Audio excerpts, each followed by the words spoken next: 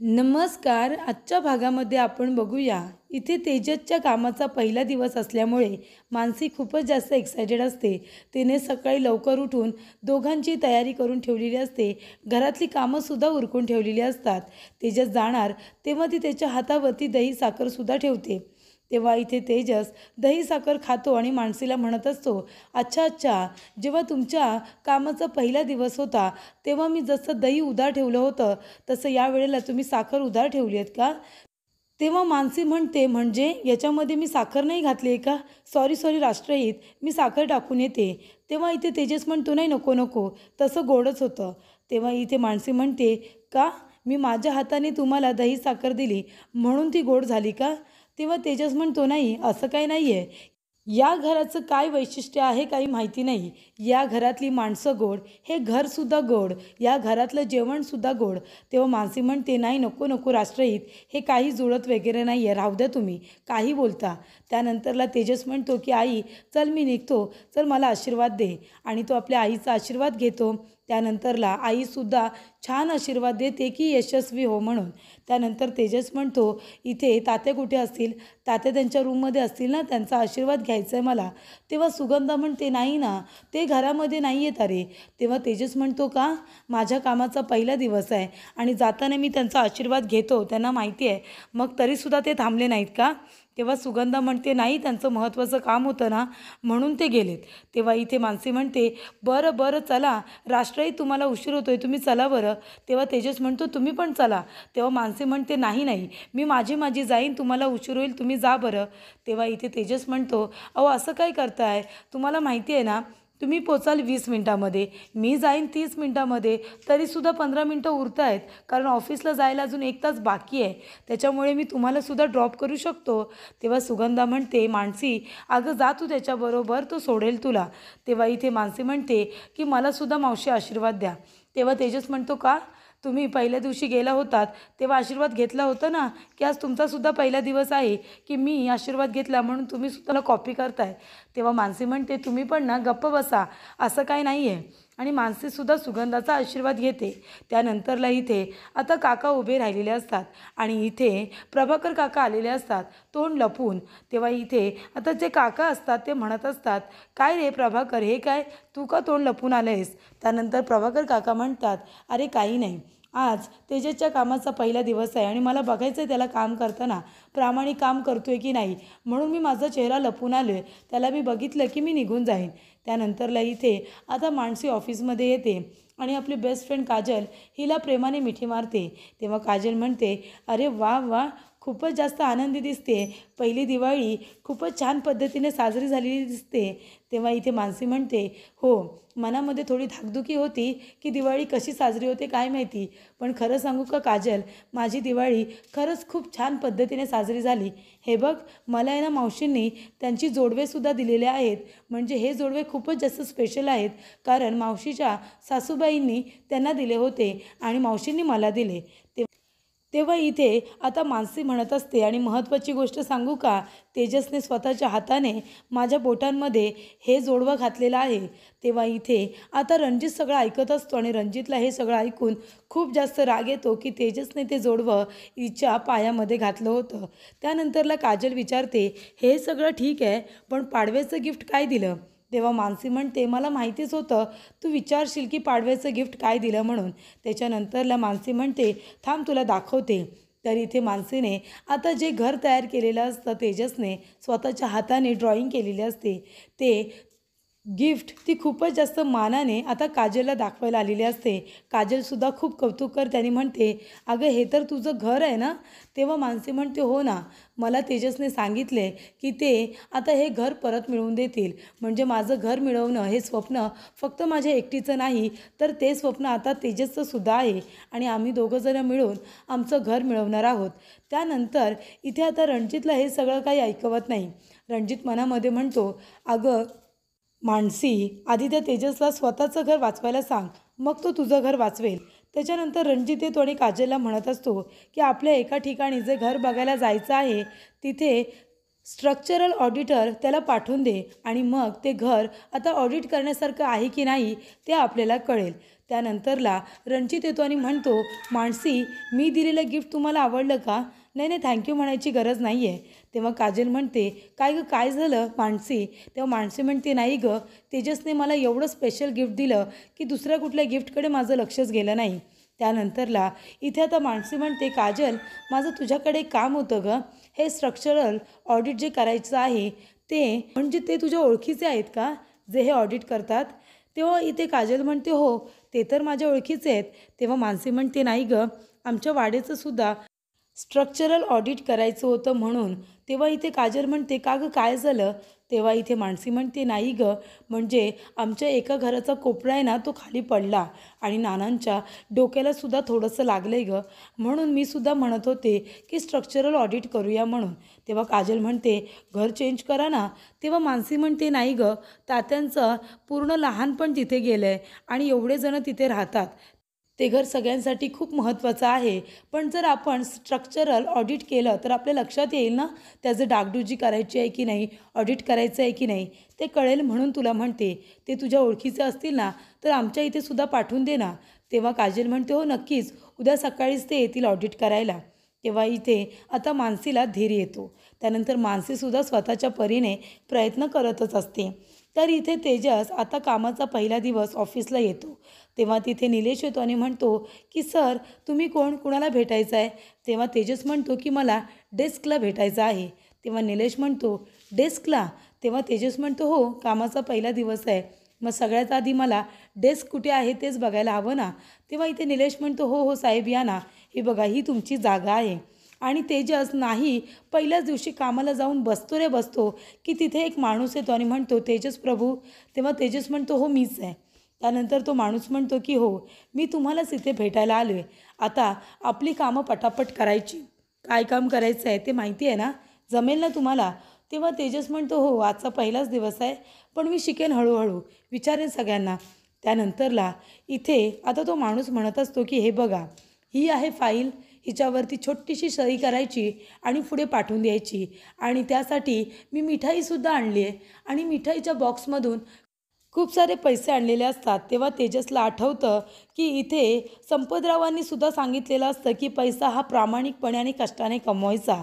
तरी इथे त्याच्या स्वतःच्या वडिलांनी सुद्धा सांगितलेलं असतं की काळ्या पैशाने मला काहीसुद्धा नको आहे, गोळ्यासुद्धा नको आहेत.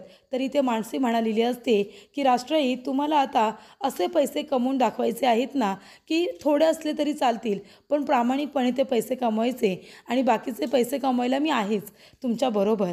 तेव्हा तेजस म्हणतो, नाही नाही, याची गरज नाही आहे. तेव्हा तो माणूस म्हणतो, का? तुम्हालासुद्धा इथे प्रामाणिकपणाचा डायबिटीस झाला आहे का? त्यानंतर तेजस म्हणतो, असं काही नाही आहे, असे डायबिटीस मलासुद्धा आवडतातच, पण कसं आहे ना, मी सुद्धा मिठाई आणले. हे बघा, बॉक्स आपले सेमच आहेत नाही का? तुम्हीसुद्धा त्या नाक्यावरच्या मिठाईवाल्याकडून मिठाई आणले वाटतं, तुम्हीसुद्धा घ्या ना. तेव्हा इथे तो माणूस म्हणतो, नाही नको, तुम्ही खरोखरची मिठाई आणले, ही आपण नंतर खाऊ, फक्त आधी माझं काम करायचं. ही फाईल घ्यायची, याच्यावरती छोटीशी सही करायची आणि पुढे पाठवून द्यायची आणि असा मोबदला तुम्हाला सारखा दिला जाईल. तेव्हा तेजस म्हणतो, बघू बघू, जरा फाईल तरी बघू कशी आहे ती. त्यानंतरला तेजस आता फाईल वगैरे चेक करतो आणि तो म्हणत असतो, बरं ठीक आहे, चालेल, छोटीशी सही करतो आणि फाईल पुढे पाठवतो, तुम्ही आता गेलात तरी चालेल. तेव्हा इथे तो माणूस म्हणतो, अरे वा, मस्त, ही घ्या, मिठाईसुद्धा तुम्हाला घ्या. तेव्हा तेजस म्हणतो, नाही, ती मिठाई राहू दे, आता मी आणलेली तुम्ही मिठाई न्या आणि तोंड गोड करा. तेव्हा तो माणूस म्हणतो, सगळी मिठाई घेऊ? तेव्हा तेजस म्हणतो, हो, सगळी मिठाई घ्या आणि तोंड गोड करा. तेव्हा आता इथे लाच दिल्यानंतर लगेचच तो माणूस तिथून गेलेला असतो आणि तेजसने सुद्धा त्याला एक बॉक्स दिलेला असतो. त्याच्यानंतर इथे काका म्हणत असतात, अरे प्रभाकर, तुला माहिती आहे का, मेरिटवरती तेजसने ही नोकरी मिळवली स्वतःच्या हिमतीवरती आणि मग तो तिथे नोकरी करायला गेला आहे. तो आता इथे काही चुकीचं करणार नाही, तो प्रामाणिकपणे नोकरी करणार, मला माहिती आहे. तुझा विश्वास का नाही आहे? तेव्हा प्रभाकर म्हणतो, मी माझ्या डोळ्याने बघितल्याशिवाय त्याच्यावरती विश्वास ठेवणार नाही. तात्या म्हणतात की तू चल, मला समोरून नेऊ नकोस, कुठल्या तरी मागच्या बाजूने ने, तिथून फक्त मी तेजसला बघू शकतो, तेजस मला बघू शकत नाही. त्यानंतरला इथे रणजित आता कामाचं बोलत असताना मानसी म्हणते की मी आय कमीन सर? तेव्हा रणजित आपल्या मनामध्ये म्हणत असतो की फक्त ऑफिसमध्येच नाही तर मानसी, मला माझ्या आयुष्यामध्येच तुला इन करायचं आहे. तेव्हा इथे रणजित म्हणतो, ये ना मानसी ये. तेव्हा मानसी आल्यानंतर इथे मॅनेजर उठून जात असतात. मानसी म्हणते, नाही नको नको, तुम्हाला कुठे जायची गरज नाही आहे, माझं फक्त 2 मिनिटाचं काम आहे. तेव्हा इथे मानसी म्हणत असते की सर, तुम्हा दिवाळीमध्ये आमच्या घरी आला, तुम्ही आमच्यासाठी खूप केलं आणि म्हणूनच मला तुम्हालासुद्धा थँक्यू म्हणायचं आहे त्या सगळ्यासाठी, आणि हे तेजसकडून, माझ्या मिस्टरांकडून. तेव्हा रणजित म्हणतो, हे सगळं काय आहे? तेव्हा मानसी म्हणत असते की सर, तुमच्या लक्षात असेल तर तुम्ही आमच्या इथली मशीन खरेदी केली आहे, 1,00,000 रुपये दिलेत तुम्ही त्या मशनीचे, आणि म्हणूनच मला तुम्हाला माझ्या नवऱ्याकडून आणि माझ्याकडून थँक्यू म्हणायचं आहे, आणि म्हणूनच हे मी तुम्हाला तेजसकडून देते. तेव्हा रणजित म्हणतो, हे सगळं काय आहे? तेव्हा मानसी म्हणते की मी दर महिन्याला माझा पगार झाल्यानंतर तुम्ही माझ्या सॅलरीमधून जरी थोडी थोडी अमाऊंट कट केलीत ना तरीसुद्धा चालेल. तेव्हा इथे आता रणजित म्हणत असतो, पण मिस मानसी, तुम्ही असं का म्हणताय?